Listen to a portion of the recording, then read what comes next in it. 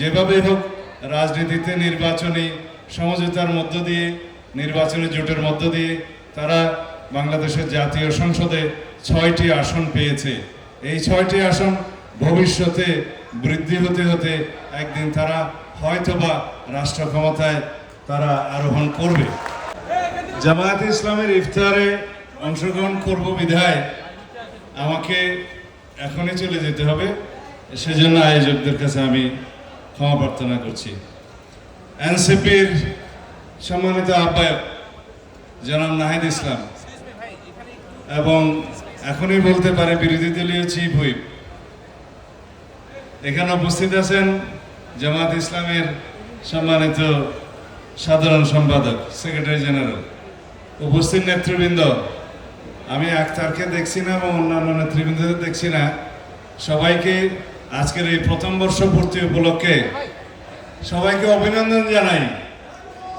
আমি যেদিন এনসিপির যাত্রা শুরু হয়েছিল মানিক মিয়া এভিনিউতে, সেদিন ইচ্ছা থাকা সত্ত্বেও আসতে পারি নাই।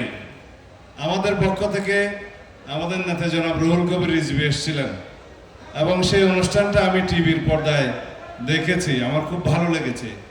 গণতন্ত্রের মাঠে এনসিপির যাত্রা রাজনৈতিক দল হিসাবে যেদিন শুরু হয়েছিল, সেদিন থেকে আমি আশাবাদী হয়েছি এদেশের রাজনীতিতে আমাদের তরুণদের অংশগ্রহণ আমাদেরকে আরও বেশি মর্যাদাবান করবে, উৎসাহিত করবে, এদেশের রাজনীতিকে অনেক বেশি বেগবান করবে এবং তারুণ্যের চাহিদাকে ধারণ করে এই দেশকে এগিয়ে নিয়ে যাবে।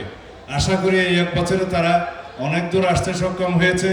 যেভাবে হোক রাজনীতিতে নির্বাচনী সমঝোতার মধ্য দিয়ে, নির্বাচনী জোটের মধ্য দিয়ে তারা বাংলাদেশের জাতীয় সংসদে 6টি আসন পেয়েছে। এই 6টি আসন ভবিষ্যতে বৃদ্ধি হতে হতে একদিন তারা হয়তোবা রাষ্ট্র ক্ষমতায় তারা আরোহণ করবে। সময় লাগবে, কিন্তু সবকিছু ওভারনাইট হয় না এবং আমি আশা করি রাজনীতির এই কণ্ঠকাকীর্ণ মাঠে যাতে সবাই উত্থান পতনকে আমরা মেনে নেই। এই উত্থান পতনকে যারা মানতে পারেনি তারা রাজনীতিতে টিকে থাকেনি।